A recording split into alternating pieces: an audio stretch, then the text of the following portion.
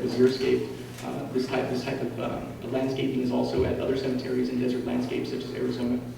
But I think the issue is that if you look at some of the areas at Fort Bliss, and I encourage anyone to go there and look at the cemetery, the parts that were xeriscaped from scratch, from the very beginning, parts that were expanded, are very dignified. They look very, very nice.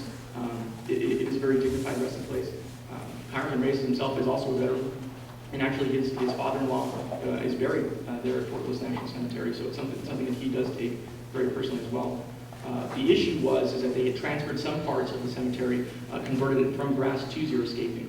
And that's kind of where, it wasn't built from scratch to kind of accommodate that landscaping where they had to do a little bit more work. And so Congressman Reyes has been working with the Department of Veterans Affairs to address those issues and also find areas where we can insert more grass to make it a very dignified resting place. But I encourage everyone to go visit. Thank you. I've been on this question probably 2 years. I wrote an article on this question for Newspaper Trees back on Memorial Day. To me, the issue is not how we got there. The issue is what do we do going forward. The public debates on this have taken place. People sit on both sides. It's fine when I go visit. No, I want grass. So this is not a flip of the coin issue for me. It should be green, no doubt about it. And so it's not what is, it's what are you going to do about it. I think if we wait for the bureaucracy to do it, and even if I'm elected, I will have very little influence over the Department of Veterans Affairs. A sitting congressman has not enough influence to turn a switch and get it done. As a newbie, I won't either. But I will work with the community to come up with a community initiative if we can, to fund that and get it done. Politicians raise hundreds of thousands of dollars to compete. You would think they could raise the hundreds of thousands of dollars to maintain that cemetery from private funds. It disgusts me when I read that $500,000 was spent here for a local election, and that cemetery is brown. Thank you. Thank you. Candidates, with the stop sign goes up, we hope that we don't want to interrupt you, but if you guys see them, stop. Thank you. Next question. Hello, my name is Mr. Seymour. I am Mr. Seymour's brother. I see the resemblance. I am also a teacher in the El Paso Independent School District over at Burges High School. And I teach English and speech, and especially within my speech classes, I get my students talking a lot. And one of the things that we've talked a lot about is the current situation in your sister city, sister city that we all love as El Pasoans. And unfortunately, in the past few years, we have seen the city being torn apart, mainly by competing drug cartels in order to see who it is that's going to sell their drugs here in the United States. And what I have to ask is, if elected, what can you do to help alleviate or to get rid of this demand from the United States for these illegal drugs that are destroying our sister cities? I think that's a problem that's been very much overlooked by our folks here on this side of the border.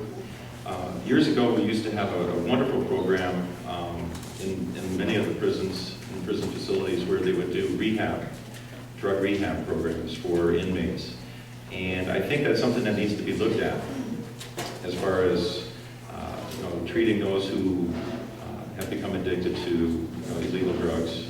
I think another problem that we need to look at is, instead of just saying no, we need to say, let's tackle this issue. Let's work on the trafficking problem. Let's work on, getting the education out there to our youth, and getting the education out there to the folks out there in the community that that you don't have to depend on drugs.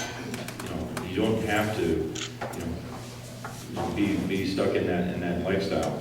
As a nurse, I've dealt with a number of people both on illicit and regular drugs, and I think that's a problem that we definitely need to tackle. Thank you.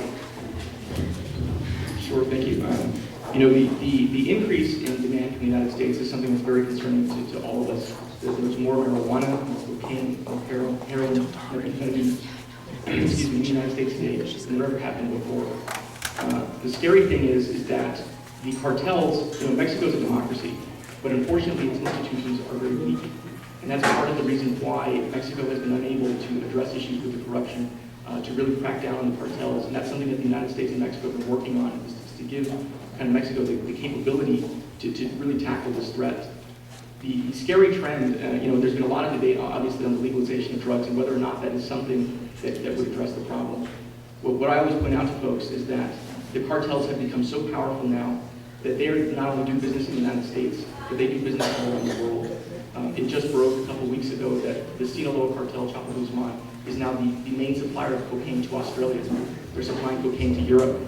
And so, addressing the drug demand in the United States is kind of half the issue. And so we have to look at global.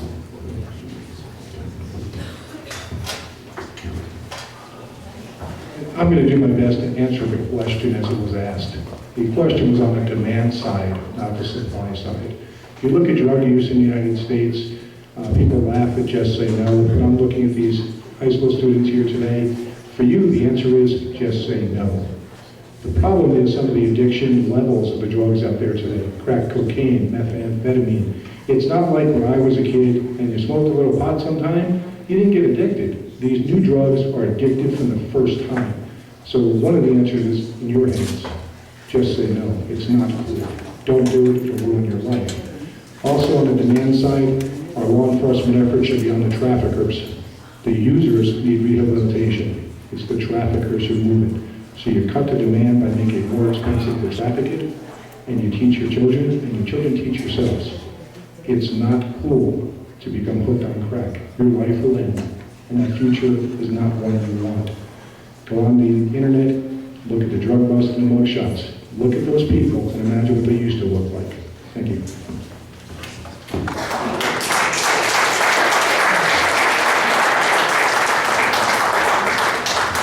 Thank you, candidates. Now we're going to have a round of applause for them.